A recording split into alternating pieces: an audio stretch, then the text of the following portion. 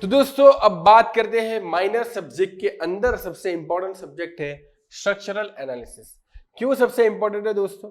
Structural analysis से obvious बात है कि माइनर सब्जेक्ट बोल रहा हूं तो ज्यादा नहीं आता होगा, ठीक है, ज्यादा नहीं होता, लेकिन साथ साथ में मैं ज्यादा नहीं आता माइनर तो बोल ही रहा हूं, लेकिन माइनर आईएमपी बोल रहा हूं। इसके पीछे रीजन समझना क्यों मैं इसको माइनर आईएमपी बोल रहा हूं। माइनर सब्जेक्ट तो है लेकिन इंपॉर्टेंट सब्जेक्ट है। तो कितना आएगा माइनर है, पहले मार्क्स वाइज बात कर ले।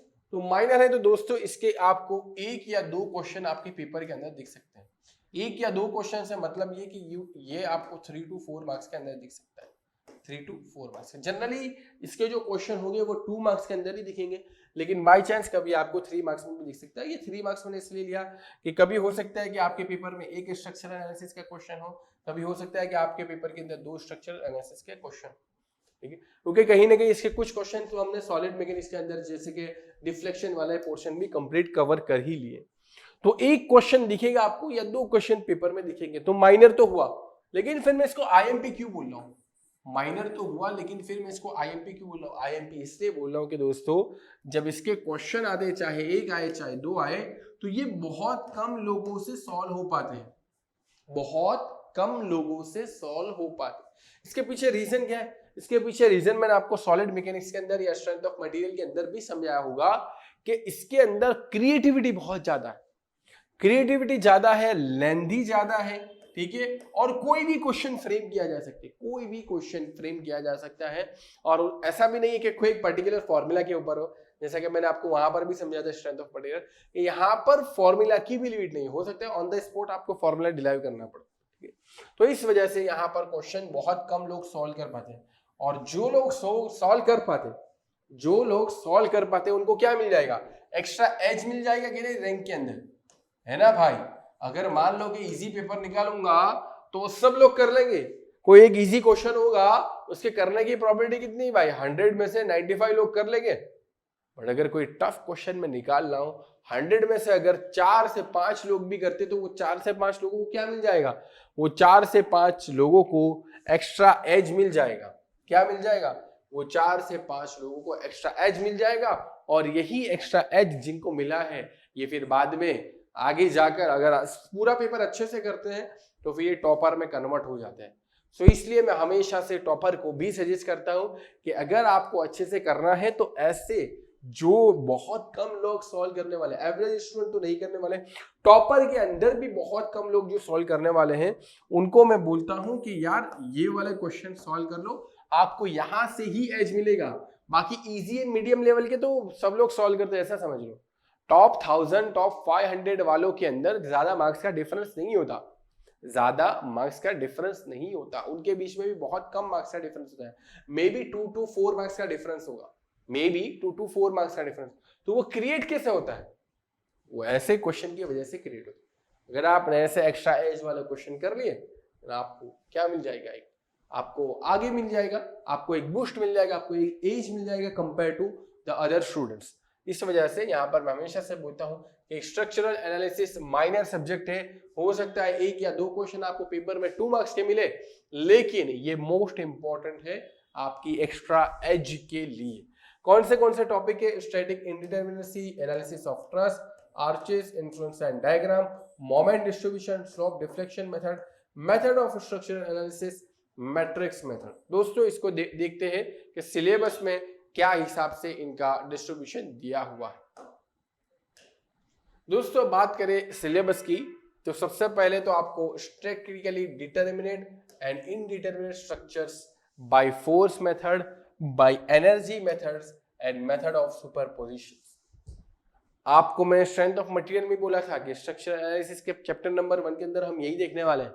ऐसा स्टैटिक इंडिटरमिनेसी के बारे में देखने वाले हैं, KI काइनेमेटिक इंडिटरमिनेसी के बारे में देखने वाले हैं, SI एंड KI बीम के लिए देखने वाले हैं, SI एंड KI आप फ्रेम के लिए देखने वाले हैं, SI एंड KI आप ट्रस के लिए देखने वाले हैं, ठीक है, और जितने भी अदर स्ट्रक्चर पॉसिबल है। जनरली ये 3 ही होते, बट जितने भी अदर वहां पर हम देखेंगे, ग्रिड वगैरह भी देखेंगे, तो जितने भी अदर स्ट्रक्चर पॉसिबल है सबके लिए static indeterminacy and kinematic indeterminacy पहले तो ये समझ लेना बोलते किसे, फिर तो डिटेल में आपको पता चल जाएगा। तो ये मैं इसलिए बता रहा हूँ ताकि हम करेंगे तो आपको रिलेवेंस बना रहे हैं, हम देखने ही वाले। और इनफैक्ट अगर हम रिकॉर्डिंग की बात करें तो ऑलरेडी हमने रिकॉर्ड कर ही लिया है ये सारी चीजें, ठीक है।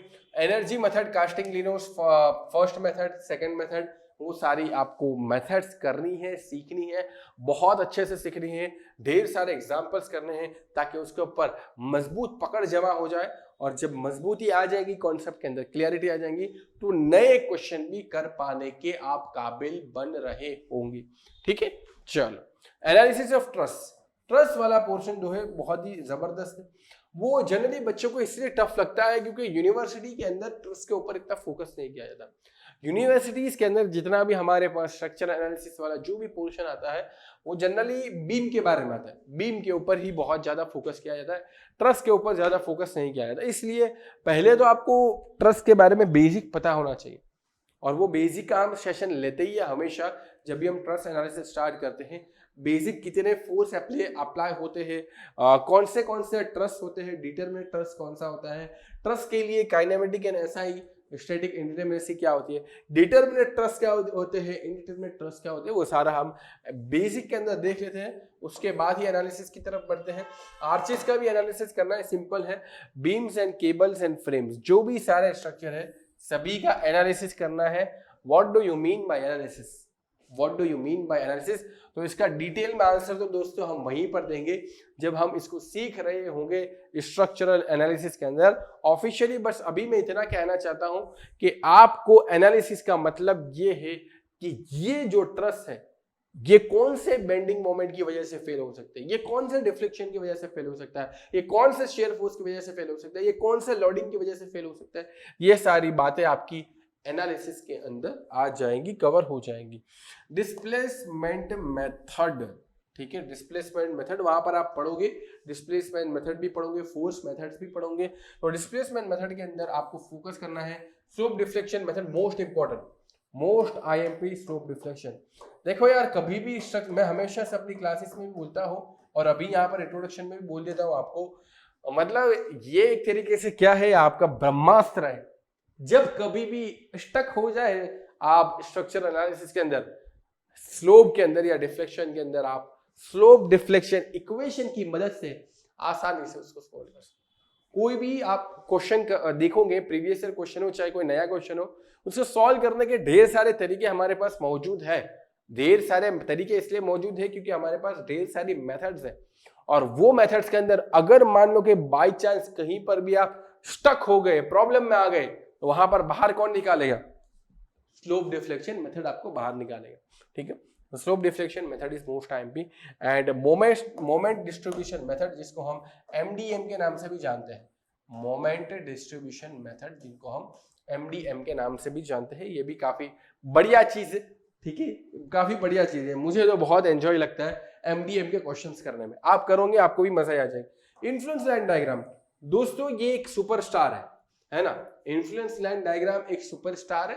कैसा सितारा है वो धीरे धीरे राइज हो रहा है, ऐसा सितारा है। अभी फिलहाल अगर देखने जाए रिसेंट ट्रेंड के हिसाब से तो इन्फ्लुएंस लाइन डायग्राम से बहुत ज्यादा क्वेश्चन पूछे जा रहे हैं।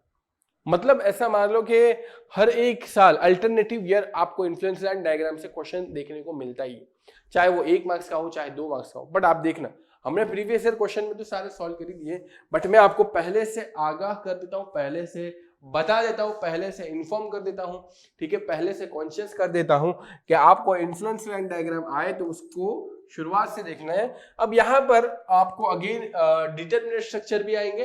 डिटरमिनेट स्ट्रक्चर का भी इन्फ्लुएंस लाइन डायग्राम होता है, इनडिटरमिनेट स्ट्रक्चर का भी इन्फ्लुएंस लाइन डायग्राम होता है, ठीक है। डिटरमिनेट इनडिटरमिनेट दोनों ही करने दोस्तों, दोनों ही इंपॉर्टेंट है, क्योंकि फिलहाल में ही अभी हमने देखे तो शायद 2020 में ही क्वालिटेटिव इन्फ्लुएंस लाइन डायग्राम पूछा था। और qualitative influence line diagram generally हम किसके लिए ड्रॉ करते हैं, जनरली हम इनडिटरमिनेट स्ट्रक्चर के लिए ड्रॉ करते हैं। तो आप पहले तो ये था कि ठीक है डिटरमिनेट स्ट्रक्चर कर लेंगे तो हो जाएगा, लेकिन मैं हमेशा से बोलता था कि यार इतना आसान कॉन्सेप्ट है आईएलडी का, इन्फ्लुएंस लाइन डायग्राम का, आपको डिटरमिनेट स्ट्रक्चर के लिए भी देखना है, इनडिटरमिनेट स्ट्रक्चर के लिए भी देखना है, दोनों के लिए देखना है। Stiffness and flexibility method of structural analysis, ठीक है। यहां पर आपको मैट्रिक्स मेथड, ठीक है, मैट्रिक्स मेथड, मैट्रिक्स बनानी होगी 3x3 की, 2x3 की।